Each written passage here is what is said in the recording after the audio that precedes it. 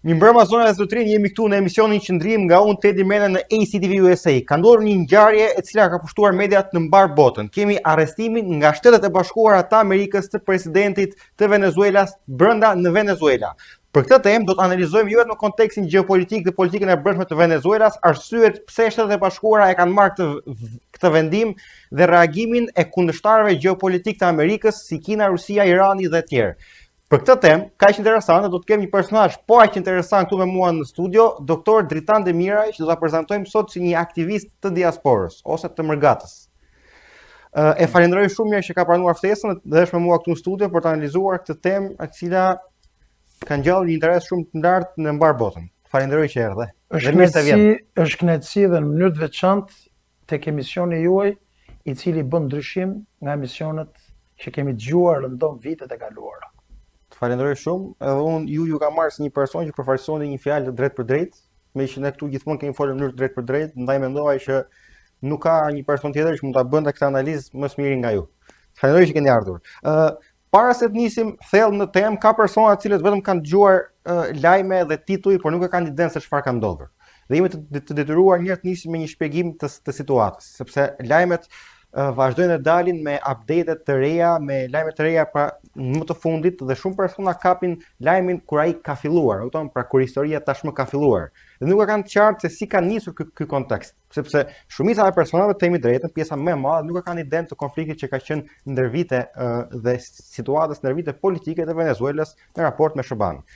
Ç'mund na thuash një prezantim të asaj që ka ndodhur, pra si e shikoni nga konteksti gjeopolitik që nga diktatura e hershme në Venezuela, e cili është një shtet që themi drejtën, kur ne kërkonim pavarësinë, ka filluar me diktatorë cilët kanë ndërur 27 vjet. Ashtu po shkojmë edhe ne te ky mandati 4 po kapim 16-ën, jemi në garë me atë të Venezuelas, po Venezuela deri tani është më para se ne. Tani, për të qenë konkret në pyetje, si ka qenë konteksti historik i shtetit të Venezuelas dhe si ka nisur agravimi me Amerikën? Pa diskutim që Venezuela ka qenë spari bazuar edhe në doktrinën Monroe, konsiderohet si pjesë e zonës influencës së Shtetet Bashkuara të Amerikës, gjë e cila ka qenë për gjatë dekadave në vazhdim.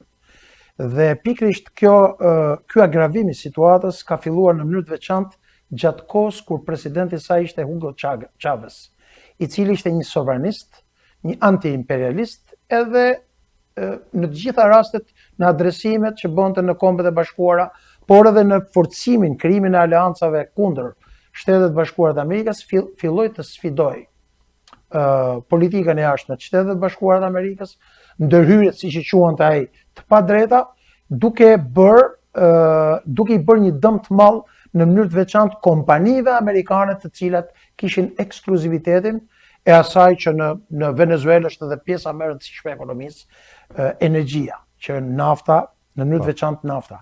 Dhe pikërisht edhe kjo situatë vazhdoi të agravojë më tej edhe gjatë kohës së presidencës nga viti 2012 dhe në vazhdimsi në kohën e Maduros, gjë të cilën arritëm në këtë situatë që jemi sot. Më duhet të përmend që para regjimit të Maduros, çmimi i naftës ka qenë më i lartë dhe për këtë arsye Venezuela ka qenë mirë ekonomikisht. Pavarësisht se kishte një regjim të majt, ekonomia ecte për arsye të përputhshmërisë me çmimin e naftës. Më pas me ardhjen e Maduros, çmimi i naftës ra dhe ai mori një shtet i cili ishte për mund të themi mbase fat në thonjza që po shkonte deri në pikën ku po shkonte. Pati një rënje ekonomike vendi, mori një ushtri e cila edhe sot nuk është totalisht e kontrolluar nga ai, është akoma nga regjimi i mëparshëm dhe nga influencat e jashtme që kanë qenë në mënyrë të mëparshme. Dhe shikoj edhe Shtetet e Bashkuara të Amerikës, të cilat kërkojnë demokratizimin e vendeve në mbar botën. Pra, në mënyrë që të kishin një marrëdhënie të shëndetshme me Venezuelën, i duhej që Venezuela mos silleshe në mënyrë diktatoriale, por të fillonte demokracinë. Sigurisht një kërkesë e tillë e cila refuzohet nga Maduro, jo vetëm për arsye të vullnetit të tij të lirë, por edhe për arsye të lidhjeve që janë ndërtuar ndër vite me raporte qoftë me raportet e jashtme me Kinën dhe Rusin, të cilat e kanë ndihmuar Venezuelën gjatë periudhës së ashpër ose gjatë periudhës së regresit ekonomik, për arsye se ato mund të jepnin para borxh duke marrë në këmbim vetëm para mbrapsht, ndërsa Shtetet e Bashkuara të Amerikës, ndryshe nga ata, mund të ofronin ndihmë, por në këmbim kërkonin edhe që Venezuela të kthehej në një republikë më demokratike. Po e them thjesht. Tani, pam ndërhyrjen e Shteteve të Bashkuara të Amerikës, sepse sigurisht është një ndërhyrje gjeostrategjike, për arsye se Venezuela ka kaluar shumë nga krahu i armiqve të Shtetit të Bashkuara të Amerikës. A është kjo ndërhyrje legjitime dhe si është raporti me Kartën e Kombeve? Për arsye se ky ka qenë ajo që është përfolur më shumë. Pa diskutim që në kontekstin e Kartës OKB-s dhe të ligjit ndërkombëtar është i paligjshëm. Pra në rast se i referohemi ligjeve ndërkombëtare, por bazuar në interesin kombëtar të Shtetit të Bashkuara të Amerikës dhe në ligjin dhe në cilësimin e qeverisjes Maduros si narko-qeveri dhe pastaj me bishtat e tjerë, rrezikimi, sigurisë kombëtare, përfshirja, dërgimi refugjatëve, dërgimi armëve, trafiqet e paligjshme të armëve dhe jo vetëm, të gjitha këto e bëjnë legjitime ndërhyrjen e presidentit Trump pa marrë lejen dhe miratimin edhe të Senatit dhe të Kongresit, siç e ka të përcaktuar edhe Kushtetuta Amerikane në rast se do të bëhet një ndërhyrje. Nuk kemi të bëjmë me një pushtim të një shteti, kemi të bëjmë në kuptimin klasik të ekzekutimit të një operacioni special, i cili fatmirësisht u realizua në një kohë të shkurtër pa humbjen e jetës së njerëzve, por edhe të pajisjeve dhe të mjeteve ushtarake. Në rast se do të kishim vrasjen e disa operatorëve ose rrëzimin e helikopterëve apo të avionëve luftarak, do të kishte një kontekst tjetër analize dhe prap presidenti Trump do të gjente formën dhe metodën për të justifikuar, po do të ishte ndryshe. Në këtë moment kur ky operacion do të futet në librat e historisë si një nga shembujt klasik të asaj që njihet American Playbook për kryen operacioneve speciale, unë besoj që ishte një sukses i jashtëzakonshëm. Pra kemi një menaxhim të rrezikut në mënyrë të suksesshme nga SBA për mos patur incidente. Do të pyes pak për pretekstin që SBA po i jep këtij arrestimi. Pra na dalin akuza për drogën dhe për shumë gjëra të tjera për Maduro. Por këtu lind pyetja edhe për standardet e dyfishta.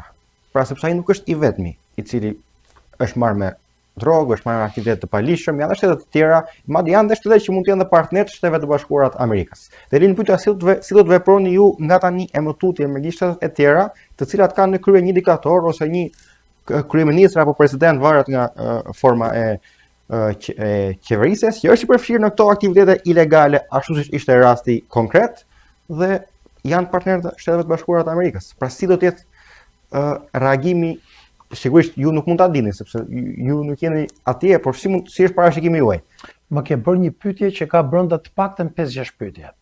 Së pari, kemi të bëjmë me një operacion i cili më shumë se sa ajo çfarë u arrit si pasojë e kësaj, është një mesazh për gjithë vendet të cilat janë kundërshtar ose që veprojnë kundër interesave të Shtetit të Bashkuara të Amerikës. Ishte një mesazh global. Unë jam babai i globit, unë drejtoj, kam fuqi më të madhe se sa gjithë vendet e tjera dhe vendi im në rendin e ri të krijuar botëror është që do ta drejtoj. Sigurisht, nuk do ta drejtoj vetëm, sepse është e pamundur ta drejtosh bordin e gjithë globit. Kjo ishte e para. Së dyti ishte një mesazh i drejt për 3 vende. Shtetet për Federatën Ruse, në mënyrë të veçantë para për Kinën, Federatën Ruse dhe Irani. Janë 3 vende të cilat kishin krijuar një bazë mbështetje operacionale, përfshirje jo vetëm në pjesën e infrastrukturës, ekonomisë, energjetikës, naftës dhe gazit, si në rastin e Kinës, e cila ka investuar më shumë se sa $100 miliard, 100.6 miliard dollar në Venezuelë, por ishte edhe për Federatën Ruse, cila në vazhdimsi një pjesë e madhe e sistemeve të mbrojtjes, të inteligjencës janë ruse, dhe Irani, i cili shkeli vijën e kuqe gjatë 2 muajve të fundit, duke dërguar në Venezuelë dronet e tij, të cilat kanë qenë shumë të suksesshme në Ukrainë, madje duke dërguar ngritje dhe fabrikën e krijimit dronëve dhe një pjesë të raketeve balistike me rrezet shkurtër dhe të mesme, siç janë Zulfikar, Abu Mahdi dhe një sër sistemesh tjetër, të cilat konsiderohen vi e kuqe, pra Shtetet e Bashkuara të Amerikës. Nuk mund të lejonin që një pjesë të madhe të burimeve të Venezuelës ti merrte në kontroll Kina. Dhe ky operacion u ekzekutu hiç më vonë se sa 6 shtator mas firmosjes së rreth 600 marrëveshjeve me përfaqësuesin e presidentit Xi Jinping për Amerikën Latine. Për ta përmbyll, jemi në një moment ku Shtetet e Bashkuara të Amerikës i tregojnë edhe Iranit, edhe Kinës, edhe Rusisë, kjo është zona ime e interesit dhe unë që nga ky moment nuk ju lejoj më. Fillimisht po kap këtë që ju ka pru këtu, pra po marr presidentin e vendit dhe pastaj në rast se do kërkoni eskalim, unë jam i gatshëm edhe ta pushtoj. Po si është, pra, se gjithmonë bën bujë ndërkombëtarët, ligji ndërkombëtarët, pra si funksionon aspekti i legjitimitetit për një qeveri që nuk ka qenë legjitime vetë. Pra, aty ka qenë diktaturë. Dhe legitimiteti i asaj qeverisje është shumë i ulët, është goditja ndaj opozitave, është kontrolli i mediave, pa është vend diktatorial, shkurt. Një vend që nuk është legjitim, sa reputacion ka për të kërkuar legjitimitet në aspektin ndërkombëtar? Kjo është absolutisht nuk ka legjitimitet për të kërkuar këtë që sapo thatë ju. Problemi është që ky operacion ka hap kutinë e Pandorës, që thot krijon përshtypjen sikur kushdo që është i precedent. Kutina e Pandorës në kuptimin që prandaj tashmë është e trembur Bashkimi Evropian, sepse pushtimi ose ekzekutimi i këtij operacioni, marrja, tërheqja e presidentit Venezuelës me dhunë, gjithmonë mbi bazën e një arresti ndërkombëtar nga distrikti jugor i New Yorkut, ka kriju një precedent të cilin mund krijoj rastet për ndërhyrjet e mëvonshme. Dhe unë po të siguroj sot në këtë studio për gjë, që nuk diskutohet që ky operacion i ka krijuar kushtet që Kina të përshpejtoj pushtimin e Tajvanit. Nuk kam pas asnjë dyshje, unë kam thënë gjithmonë që pushtimi i Tajvanit do të ndodhi maksimalisht në 2027, siç ka parashikuar dhe Agjencia e Inteligjencës Amerikane, por që në këtë kontekst ky operacion domethënë i krijon kushtet për të justifikuar sipas Bashkimit Evropian prandaj të trembur, sepse marrja e kontrollit Venezuelës. Tashti kemi edhe një intensifikim të situatës në Iran, e cila mundet që të shkojë edhe det ekzekutimit të Ayatollah Khamenei dhe të krijimit kushteve për të arzuar regjim.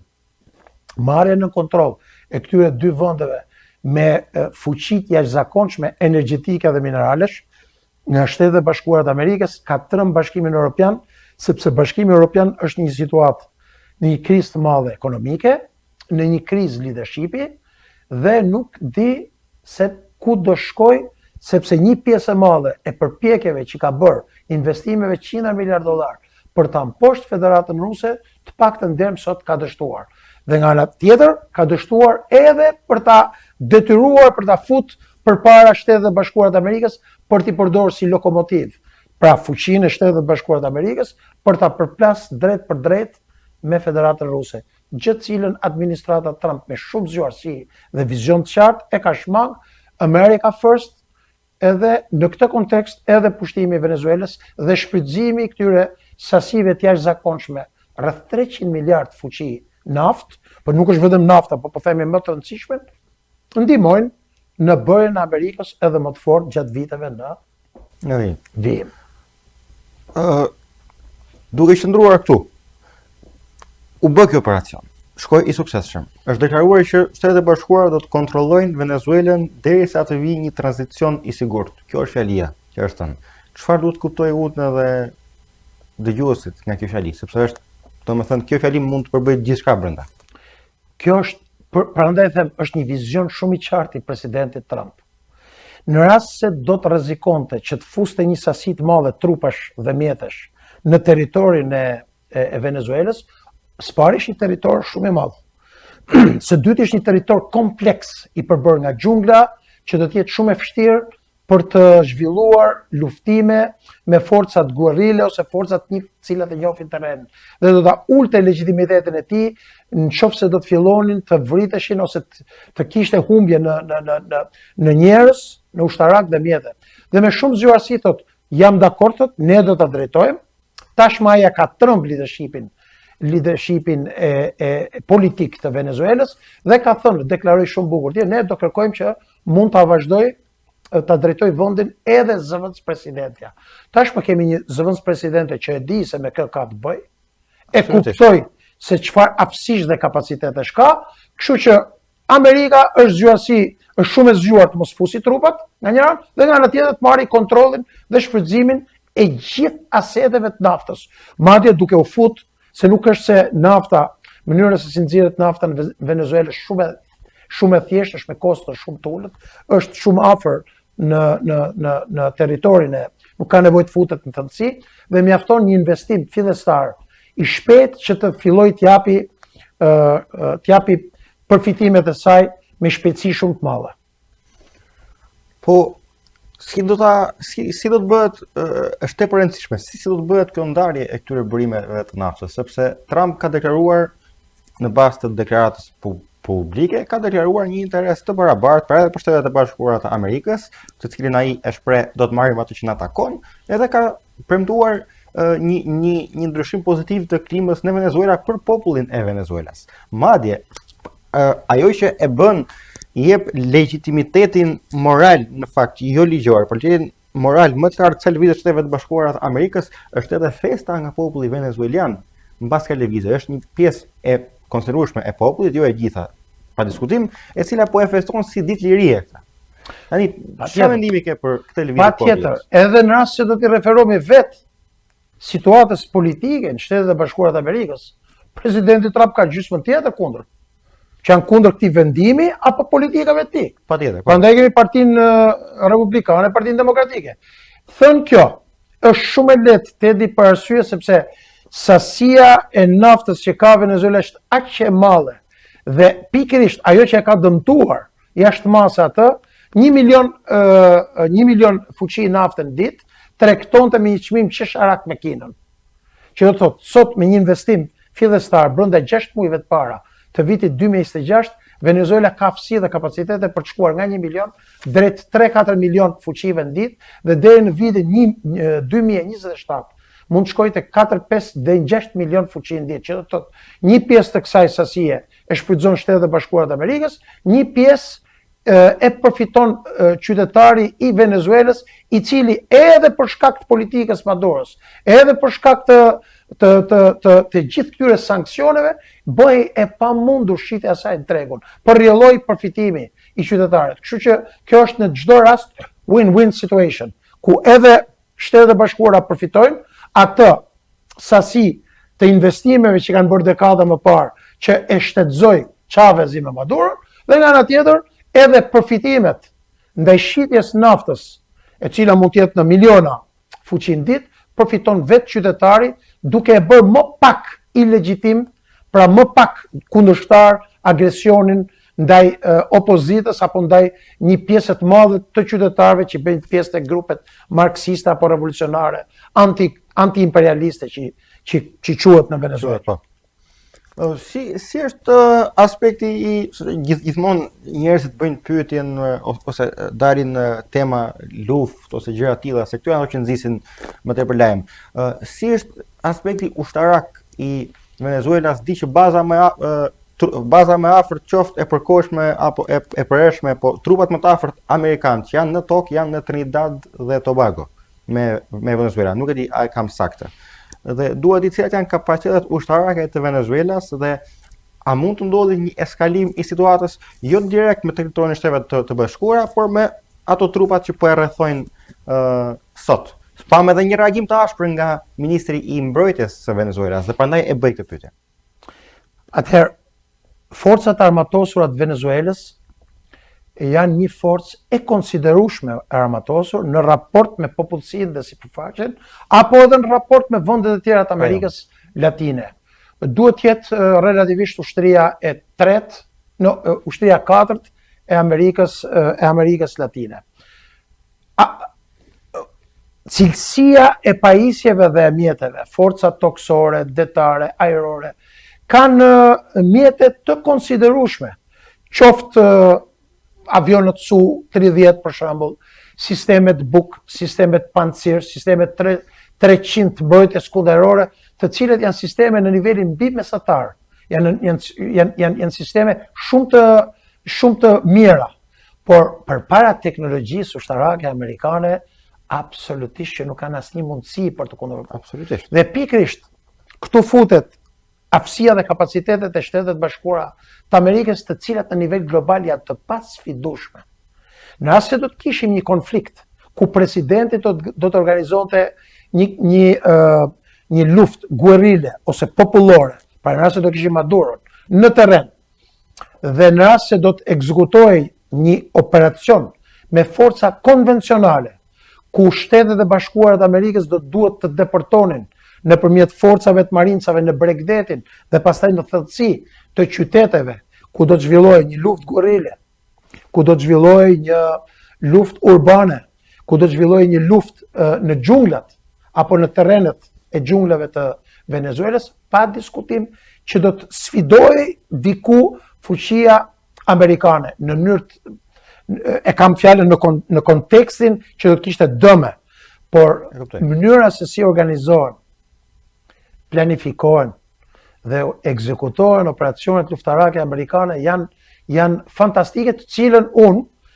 nëse ti apo teleshikuesit kanë interes, do të mund të t'ju spjegoja në nivelin deri në 70-80% për shkak se një pjesë e këtyre elementëve të fazave se si ekzekutohen dhe planizohen këto operacione janë sekrete, dhe duke qenë se unë kam qenë pjesë e këtyre operacione përsëri me Shtetet e Bashkuara të Amerikës, me agjencitë më të rëndësishme që ishin aktualisht aktive edhe gjatë këtij operacioni, nuk mund të flasim, por e ka të pamundur, sepse ka aftësia e NASA-s, e Agjencisë Inteligjencës Gjeohapsinore, e Komandës Luftës Hapsinore, e Komandës Luftës Kibernetike, e forcave toksore, detare, ajrore, speciale dhe e korpusit marinës, përbën një kompleks ushtarak teknologjik i cili pamundson çdo lloj mase, me përjashtim të rasteve kur zhvillohet një luftë konvencionale në terren, e cila pa diskutim të detyron të kesh humjet të caktuara. Prandaj me shumë zgjuarsi dhe vizion, presidenti Trump prej 6 muajsh ka marrë kontrollin e Karajibeve, ka kontrollu hapësirën e saj, ka përgatit terrenet me grupe klandestine, me grupet e agjensive të inteligjencës të cila kanë rrjetet e tyra të operacioneve, duke krijuar lidhje me opozitën, duke krijuar kushtet për të grumbullimin e informacioneve brenda Ministrisë Mbrojtjes, brenda Ministrisë Brendshme, brenda Gardës së Maduros, brenda çdo interesi të Shtetet Bashkuara të Amerikës, në mënyrë që në momentin përpara se të ekzekutojë ky operacion, nga një anë të kishte informacione për çdo detaj, për planifikimin e këtij operacioni, pra informacione deri tek dhoma e gjumit, deri tek banjo Maduros, dhe nga ana tjetër për t'i dhënë mesazh të gjithë këtyre njerëzve që kanë infiltruar që kundrejt pagesës, për shembull ka qenë $50 milion, kundër disa formave tjera që përdor Amerika, që unë nuk kam për t'i thënë këtu, jam i autorizuar me thënë këtu, krijon kushtet që t'i mbylli veshët, gojën dhe syt të gjithë këtyre sistemeve dhe kapaciteteve ushtarake që sapo përmenda pak më lart. Pra kemi të bëjmë me perandorin dhe një nga këto principatat e jashtme ka shkelur vijën në kuqe. Ky ishte mesazh për të gjithë ramadurët e botës, që drejtojnë, bëjnë si të fort, vjedhin popujt e tyre, i vjedhin zgjedhjet, shtypin në për interes të agendës ndërkombëtare, por edhe për interes të karrikës tyre, shtypin popujt e vet, detyrojnë gjysmat e popullsisë të largohen. Ju e dini që Venezuela ka qenë vendi kampion gjatë administratës presidentit Biden. Kampion në ardhjen e refugjatëve, kampion e njerëzve të dalë nga burgjet me precedent kriminal, kampion në trafikun e drogës dhe të armëve, sigurisht bashkëpunim me grupet e Kolumbisë, të Ekuadorit, të Porto Rikos, të Meksikës, por që në fund dëmi shkaktohen në territorin e Shteteve të Bashkuara të Amerikës.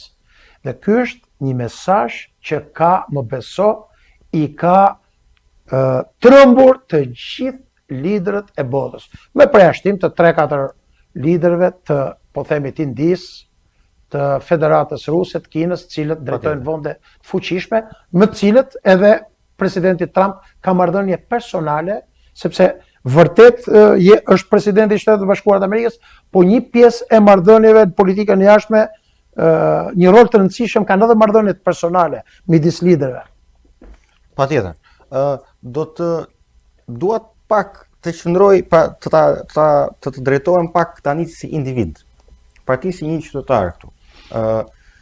Ai pra kur populli e kërkon, kur populli shtypet, kur populli të ishet e drejta fjalës, kur ishet e drejta votës, a quhet kjo gjë plotësisht e drejtë? Tani po të pyes jo si profesionist, po të pyes si individ. Pra ti si popull, nëse vendi yt do të vuante nga një regjim si i Venezuelës, do ta kërkojë ndihmën e një force ndërkombëtare, po e mbaj të përgjithshme, jo si rasti i Amerikës me Venezuelën, se ka shumë specifika që vijnë nga historia dhe janë të ati rasti. Po ta vlerësoj si pyetje të përgjithshme, si qytetar.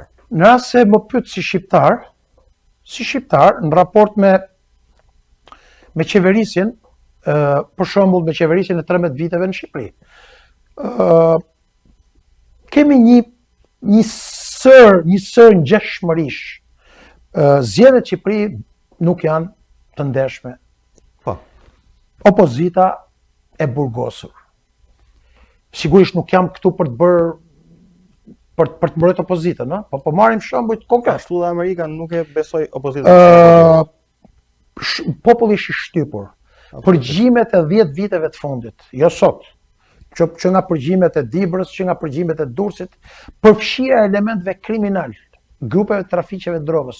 Sot vërtet Shqipëria në 2013-2017 nuk kanë abizua, po milionat e dollarëve që u prodhuan, që ishin produkt i tregtisë drogës, bëri të mundur që grupet të fuqizoheshin 2-3 nivele më lart, grupet shqiptare të shkonin të futeshin në tregjet e kokainës dhe të heroinës, fillimisht heroinës nga Lindja, Afganistani, Pakistani, Turqia dhe pastaj u futën në tregun luksoz, në thojza, të kokainës, duke përfshirë grupet e Shqipërisë jo vetëm në Bashkimin Evropian, por edhe në vendet e Amerikës Latine, dhe kjo tashmë është bërë e qartë që nga lufta, që nga Sinaloa me radhë, një pjesë e madhe e të cilëve duke u futur edhe tek duke taku nga presidenti i Shqipërisë. Kështu që kemi një sër ngjashmërish midis regjimit të Madurës dhe të regjimit të Ramadurës, të cilët shtypin popullin, vjedhin zgjedhjet, bëjnë si të fortë brenda vendeve dhe pastaj janë gati të bëjnë çdo gjë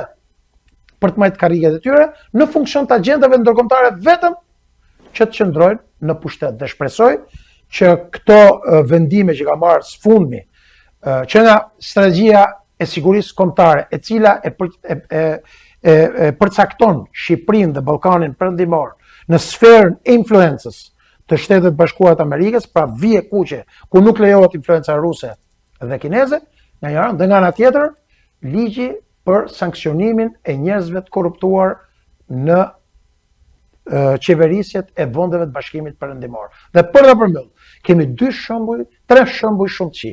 Kemi Serbinë, kemi Shqipërinë, kemi Republikën Srpska, ku pushteti është i lidhur me krimin organizuar dhe gjithë influenca këtyre grupeve kriminale trafiqeve ka një influencë të jashtëzakonshme në tregjet europiane deri me lidhje në Amerikën Latine, për cilët administrata Trump ka shpallur luftë. Prandaj janë trembur.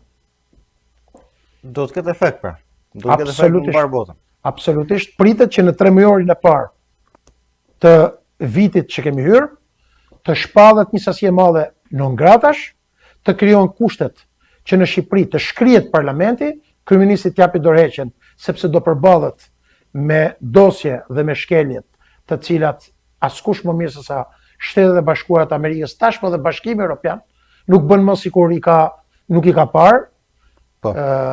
duke krijuar kushtet që politika Shqipëria do të hyjë në një rrugë të re, në një linjë të re politike.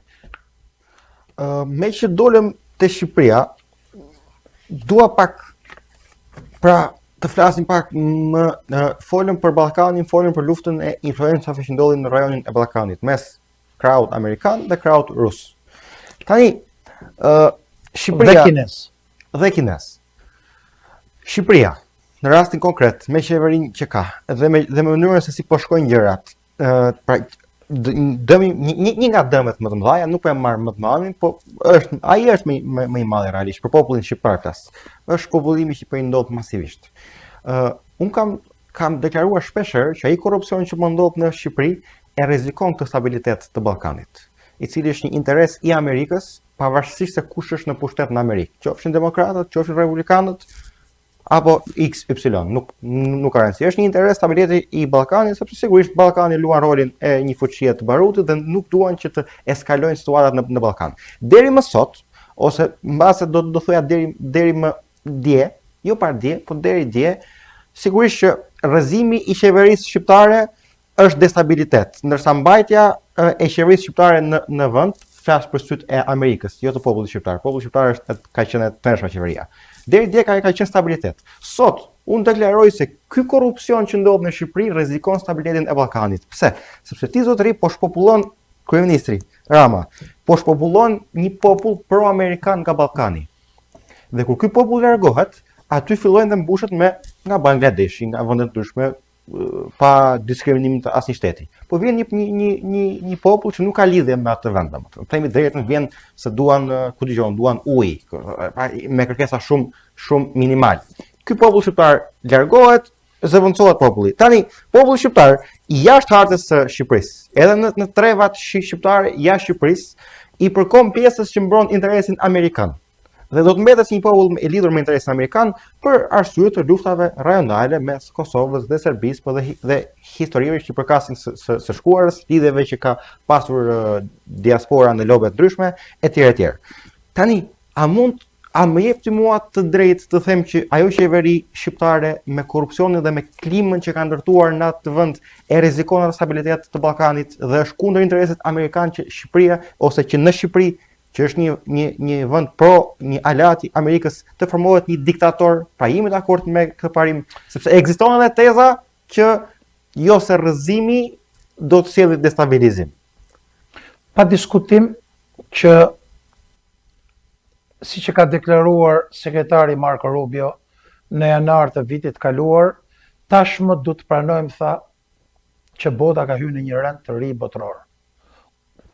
E thënë në gjuhën popullore që bota nuk drejtohet më vetëm nga Shtetet e Bashkuara të Amerikës. Thënë kjo, strategjia e sigurisë kombëtare e firmosur në muajin dhjetor që thash pak më lart, e përcakton Shqipërinë dhe Ballkanin perëndimor në sferën e influencës amerikane. Që thotë, për sa kohë që sfera e influencës amerikane nuk lejon ndikimin, destabilizimin e futjes së elementëve, strukturave, qeverisjes, biznesit, infrastrukturës, agjencive të mbrojtjes, të inteligjencës, ruso-kineze që i kemi në mënyrë të veçantë, me influencë të madhe në Serbi, që janë shumë afër me ne, po, nga një anë, dhe nga ana tjetër, pikërisht këto vende, në mënyrë që të bëhen sa më të begata dhe një aktor, vende partnere serioze me Shtetet e Bashkuara të Amerikës, si vend antar i NATO-s, ku nuk sënohet siguria kombëtare e Shqipërisë, që automatikisht në momentin që kur ti ke një ministër mbrojtje, që bëhet pjesë e trafiqeve të drogës, siç ka qenë Mimi Kodheli, që hapte aeroportet, mbyllte radarët, Sajmir Tahiri me ministrat të brendshëm të përfshirë drejt për drejt në trafiqet e drogës. Kjo është ajo që presidenti Trump dhe sekretari Marco Rubio i ka shpall luftë Ramadurove. Pikërisht këto vende, të cilat janë kthyer në baza operacionale për trafiqet e drogës rajonale dhe globale, nuk përbëjnë vendet të cilat konsiderohen vende partnere për Shtetet e Bashkuara të Amerikës.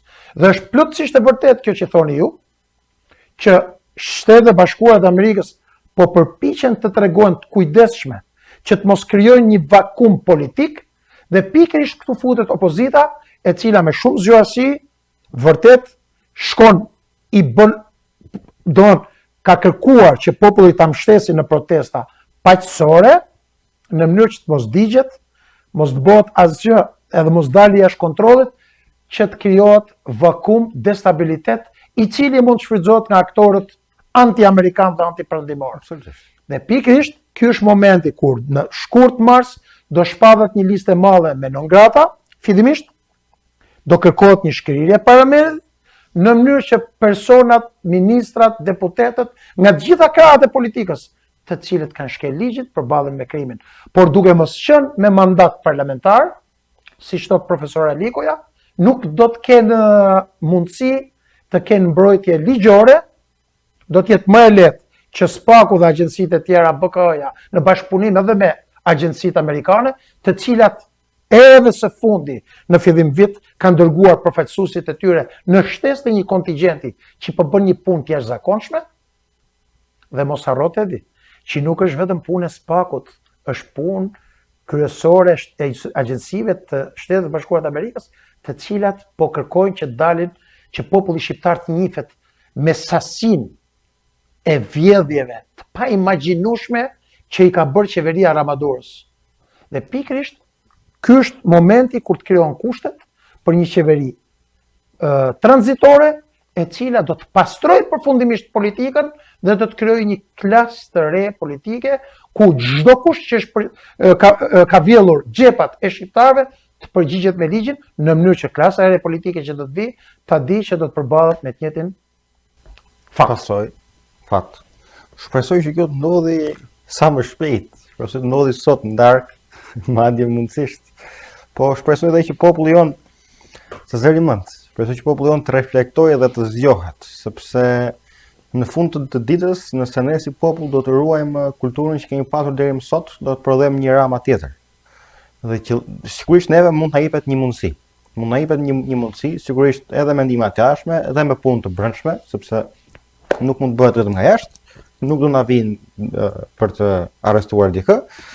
Do të na jepet një mundësi. Tani në gjendën që jemi ne, unë them që këtu nuk ka vend për evolucion në këtë klimë që jemi ne, sepse ajo rrjedh nga lart dhe sot nuk mund të ndryshojë klima, nuk mund të ndryshojë kultura e popullit, nuk mund të ndryshojë atmosfera.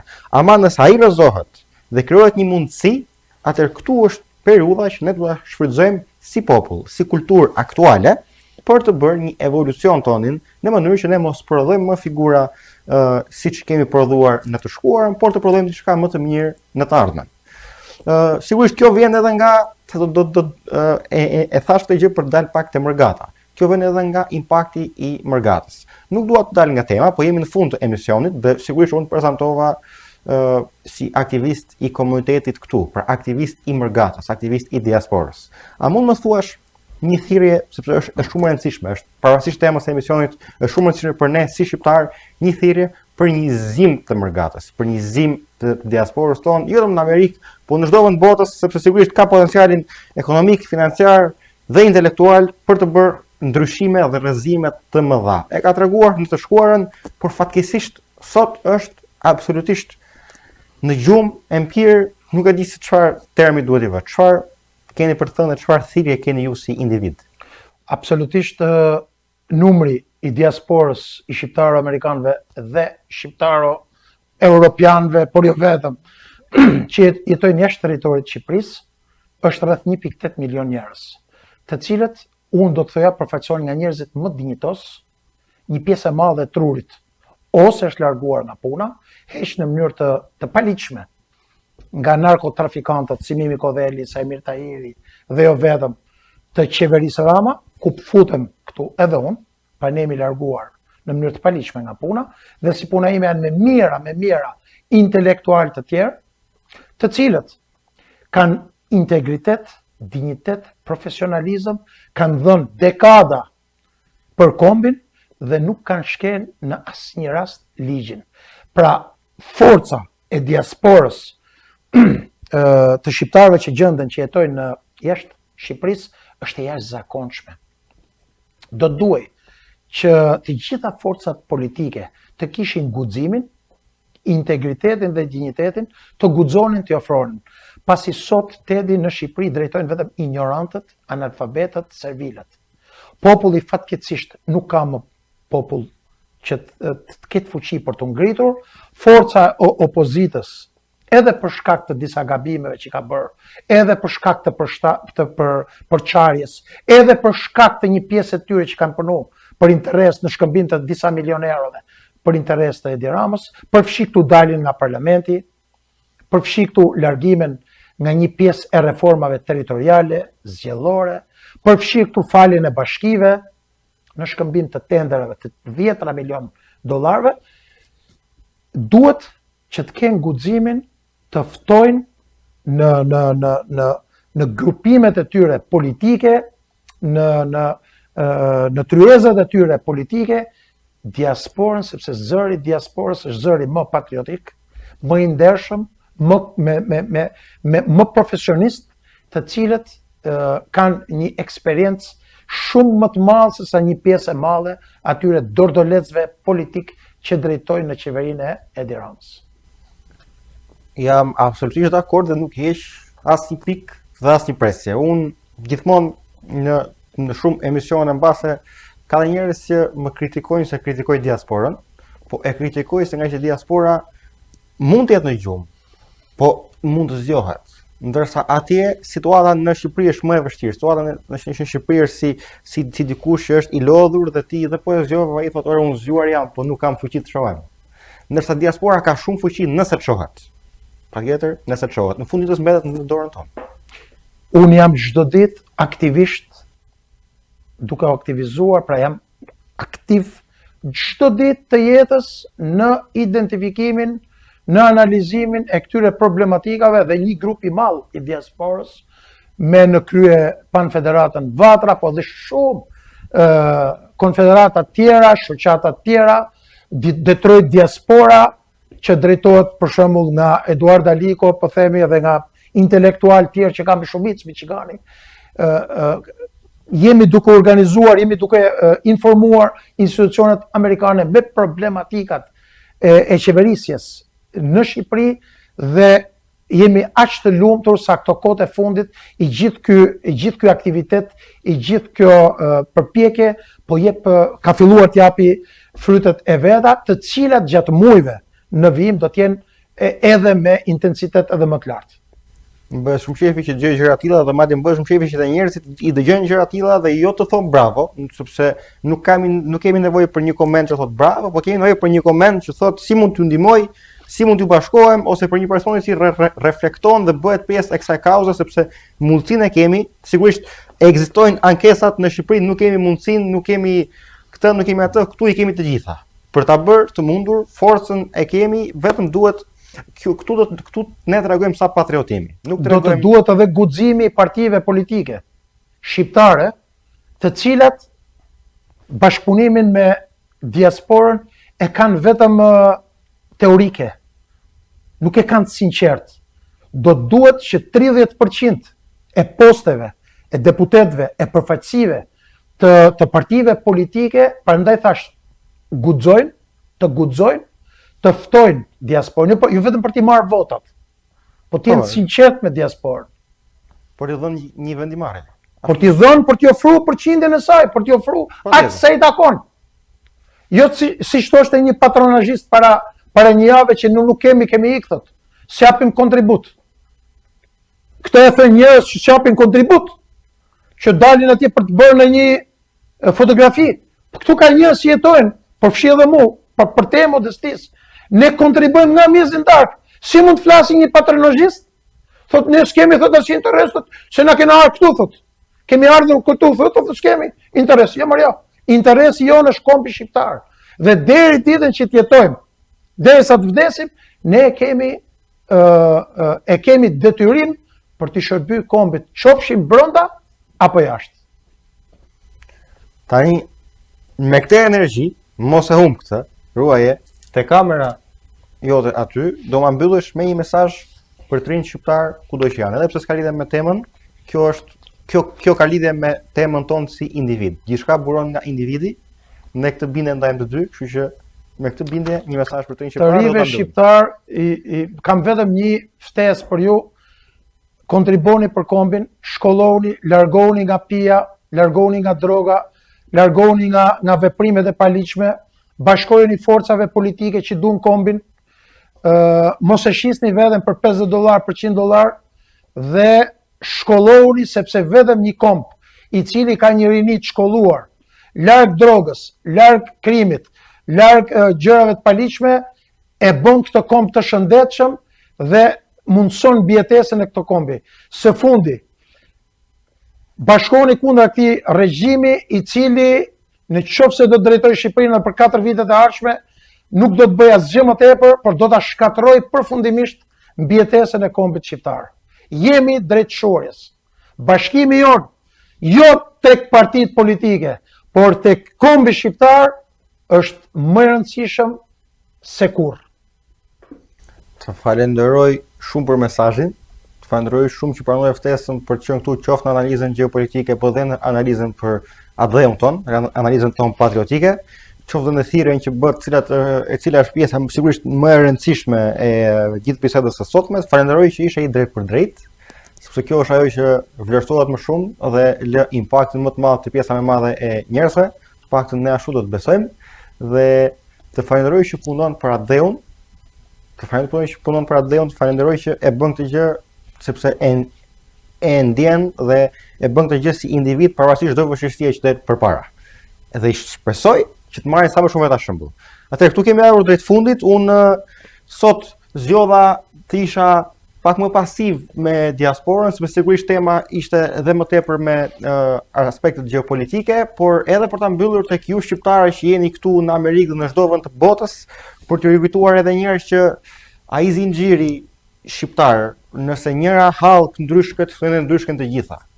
Nëse shqiptarët diku tjetër, në Kanada, në një shtet tjetër të Amerikës, në Preshev, në Shqipëri apo në çdo vend botës ka nevojë për ndihmë, kjo nuk është diçka e palidhur me ne. Kjo është diçka lidhur me të gjithë ne. Dhe sot nevojë për ndihmë ka kryeqendra shqiptare, vetë shteti shqiptar, vetë shteti i cili supozohet të garantojë mirëqenie jo vetëm për shqiptarët e Shqipërisë, por edhe për të gjithë trevat shqiptare, sepse ai është shteti i popullit ton. Ka popull në botë që nuk e ka një shtet. Ne fatmirësisht sot e kemi, por e kemi në rrezik që atë shtet ta humbasim dhe mos ta kemi ne në dorë të popullit dhe në dorë të shqiptarëve, por ta kenë disa persona të cilët e duan për interesa personal dhe afërshkuar dhe për pazare. Ndaj ju lutem, lini pas ato inate dhe të bashkohemi kundra këtij pushtimi të vendit që ne po na bëhet. Ju falenderoj shumë që na ndoqët. Do të jemi sërish këtu të shtunën në mbrëmje në emisionin Qëndrim nga unë Teddy Mene në ACV USA. Faleminderit dhe natën e mirë. Natën e mirë.